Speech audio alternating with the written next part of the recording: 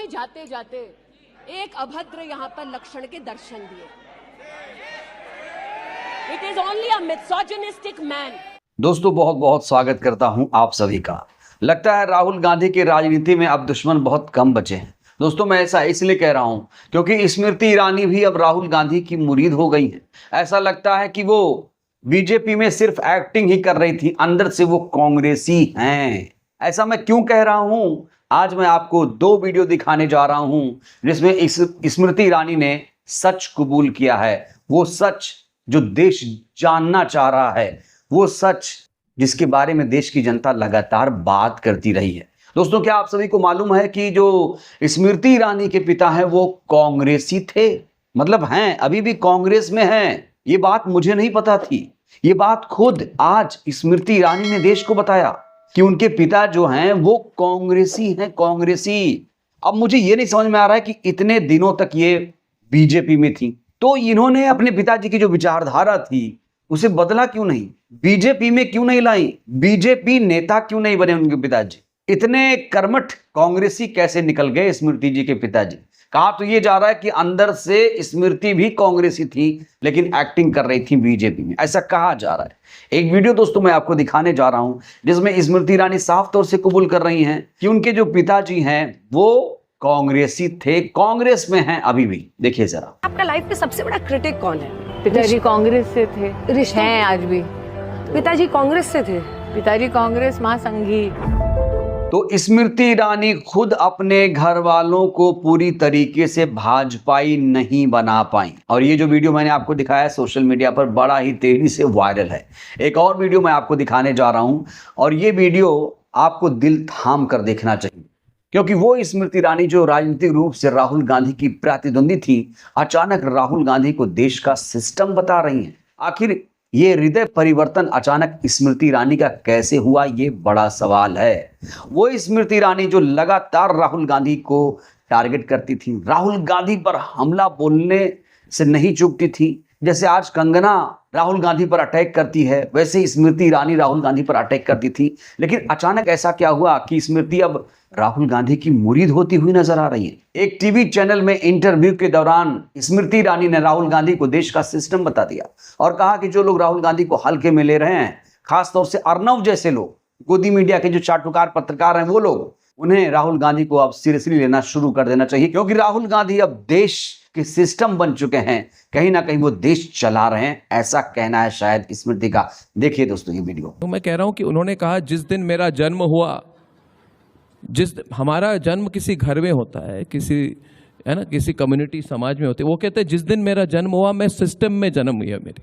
मैं समझ नहीं पाया। वो कहते जिस दिन मैं जन्म हुई है मैं तब से सिस्टम में हूँ। ये कौन सी विचित्र सिस्टम है? नहीं, लेकिन अर्नब जी इसको हल्के में नहीं लेना चाहिए। मैं नहीं लेता। मैं इसलिए कह रही हूँ, हम सब यहाँ मजाक में हंस रहे हैं। आप सोचिए एक व्यक्ति का विश्वास कितना अडिग होगा कि उसको पता है कि वही सिस्टम है। ये कोई हल्की बात नहीं है और उस व्यक्ति को ये पता इसलिए है क्योंकि बार बार सिस्टम ने उसे प्रमाण दिया कि हाँ तुम ही हो। तो राहुल गांधी को अब नए दुश्मन चाहिए, पुराने तो सब फैन होते जा रहे हैं। जब स्मृति ईरानी राहुल गांधी की इतनी तारीफ कर सकती हैं तो फिर कहा जा रहा है कि कंगना जैसे लोगों की तो बात ही छोड़िए। कंगना बीजेपी में है इसलिए उनकी मजबूरी है कि वो राहुल गांधी को टारगेट कर रही हैं और बीजेपी के तमाम नेता। नितिन गडकरी साहब का भी एक वीडियो वायरल हुआ पिछले दिनों जिसमें वो साफ तौर से कह रहे हैं कि भाई राहुल गांधी को सीरियस लेना शुरू कर दे पार्टी, नहीं तो बहुत नतीजे भुगतने पड़ सकते हैं आने वाले दिनों में। आपको बता दें राहुल गांधी इस समय बहुत ज्यादा एक्टिव हैं। चुनाव आयोग के खिलाफ आज सबसे बड़ा प्रदर्शन हुआ है। चुनाव आयोग को राहुल गांधी ने कहा कि ये चोर आयोग है, ये वोट चोरी करता है और बीजेपी को जिताने का काम करता है। किस तरीके से राहुल गांधी ने आज चुनाव आयोग पर हमला बोला, ये दोस्तों देखना चाहिए। आज आप देखिए sir. Today they made some statement. This is complete nonsense, right? The fact of the matter is that Election Commission is not doing its job. Now we have concrete 100% proof of Election Commission allowing cheating in a seat in Karnataka. Not 90%. When we decide to show it to you, it is 100% proof. Okay?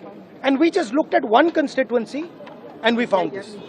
And I'm absolutely convinced that constituency after constituency, this is the drama that is taking place. Okay?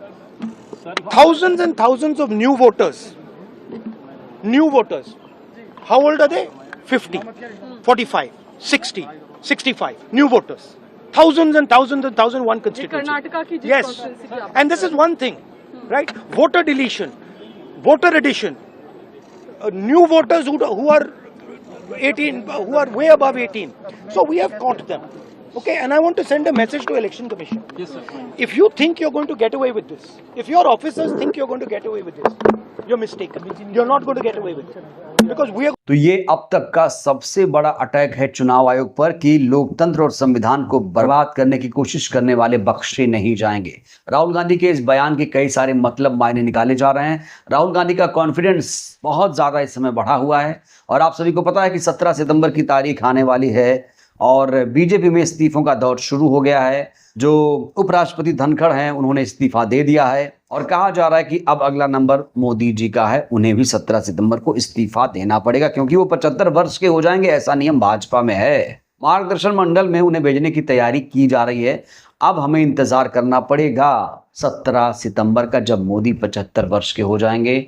और जिस तरीके से स्मृति ईरानी ने अचानक पलटी मारी है, राहुल गांधी की तारीफ करना शुरू कर चुके, लोग हैरान हैं कि आखिर स्मृति को क्या हुआ। आप जानते हैं कि स्मृति ईरानी कभी दिग्गज नेता हुआ करती थी, केंद्रीय मंत्री हुआ करती थी, मोदी की बड़ी करीबी हुआ करती थी, लेकिन आज उनकी जगह कंगना ने ले ली है और स्मृति ईरानी को कहा जा रहा है कि साइड लाइन कर दिया गया है। अब वो मुंबई में जाकर स्ट्रगल कर रही हैं, वहां पे वो सीरियल की शूटिंग कर रही हैं। बहरहाल इस वीडियो में इतना ही। राहुल गांधी को लेकर स्मृति ने जो कुछ बयान दिया, इन बयानों से आप कितने सहमत हैं? प्रतिक्रिया दीजिएगा। बहुत बहुत शुक्रिया।